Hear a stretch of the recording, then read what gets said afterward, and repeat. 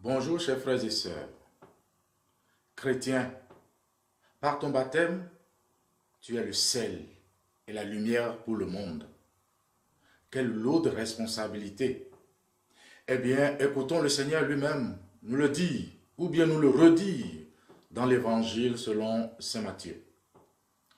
En ce temps-là, Jésus disait à ses disciples, « Vous êtes le sel de la terre. Mais si le sel devient fade, comment lui rendre de la saveur? Il ne vaut plus rien. On le jette dehors et il est piétiné par les gens. Vous êtes la lumière du monde. Une ville située sur une montagne ne peut être cachée. Et l'on n'allume pas une lampe pour la mettre sous le boisseau. On la met sur le lampadaire et elle brille pour tous ceux qui sont dans la maison. De même, que votre lumière brille devant les hommes. Alors, voyant ce que vous faites de bien, ils rendront gloire à votre Père qui est aux cieux. En les déclarant lumière du monde, le Christ transfère sur les disciples une lourde responsabilité, car c'est lui Jésus qui est la lumière du monde. Comme lumière, les disciples ont donc mission d'éclairer, d'attirer, de révéler, d'orienter, de diriger.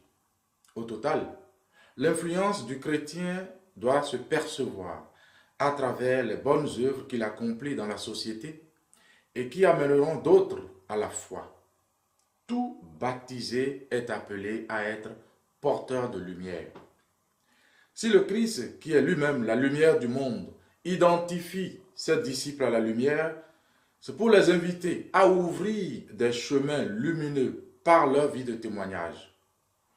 Peut-on trouver meilleure preuve de confiance de la part de Jésus que de nous confier d'être ce qu'il est lui-même, c'est-à-dire lumière du monde au cœur de nos relations. S'il les considère comme le sel de la terre, c'est qu'à l'instar de son incarnation rédemptrice qui régénère le monde, il veut que la fécondité de l'action de ses disciples donne goût et saveur au monde et transforme les milieux où ils vivent. Il ne faut pas avoir peur de se savoir lumière et de vouloir l'être. Il ne faut pas avoir peur de se savoir sel et de s'essayer à donner du goût aux choses qui nous entravent. Nos limites ne doivent pas nous faire peur. Dieu compte sur nous et veut avoir besoin de nous.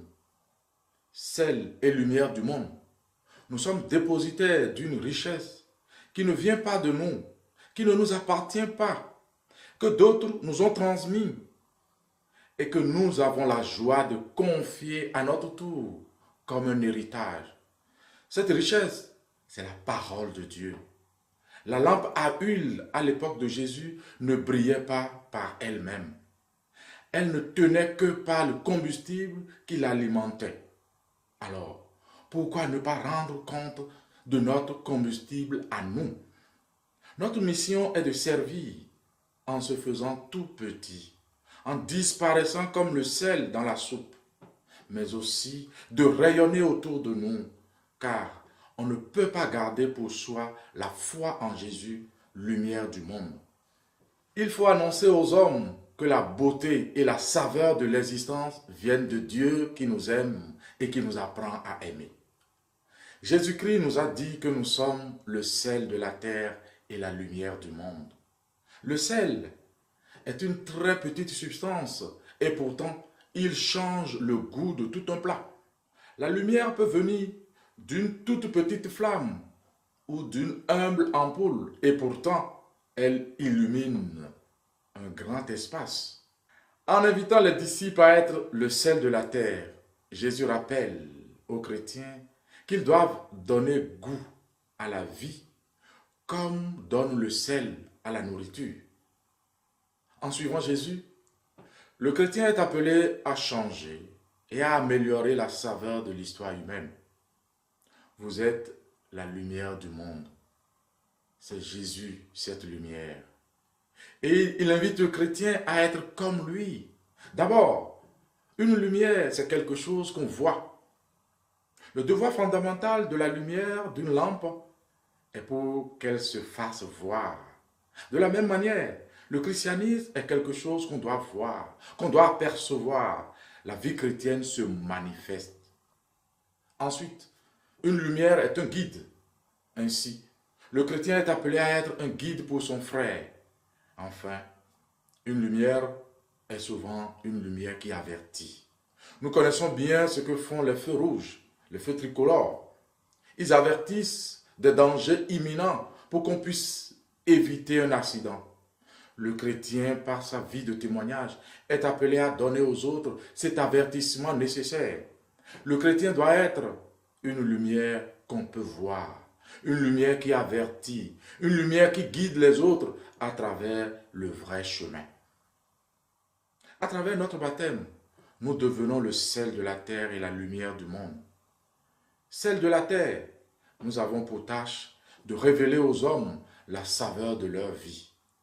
Lumière du monde, nous sommes là pour mettre en valeur la beauté et la bonté de Dieu qui n'est qu'amour. Si le sel se dénature, il ne sert plus à rien. Nous entendons bien l'avertissement de Jésus. Si le sel se dénature, il n'est plus bon à rien. On le jette dehors et les gens le piétinent. Cet avertissement résonne en nous comme un appel à la vigilance. Sans le Christ, en dehors de lui, nous ne pouvons plus être sel. Nous pouvons perdre toute saveur et devenir complètement insignifiants. Et il n'y a pas de produit de remplacement, dommage. On n'allume pas une lampe pour la mettre sous le boisseau. Le chrétien ne se cache pas. Le chrétien ne cache pas sa foi. Dans l'Antiquité, le sel était une denrée très précieuse. Notre mot salaire vient de là. Les légionnaires romains étaient payés avec du sel qu'ils pouvaient échanger contre des marchandises ou vendre très cher. Disciples missionnaires, petits groupes de maisons, nous sommes une réalité très précieuse, nécessaire pour notre Église et pour notre propre croissance. Si nous pouvons redécouvrir la beauté de la mission qui nous est confiée, la grandeur du service auquel nous sommes appelés.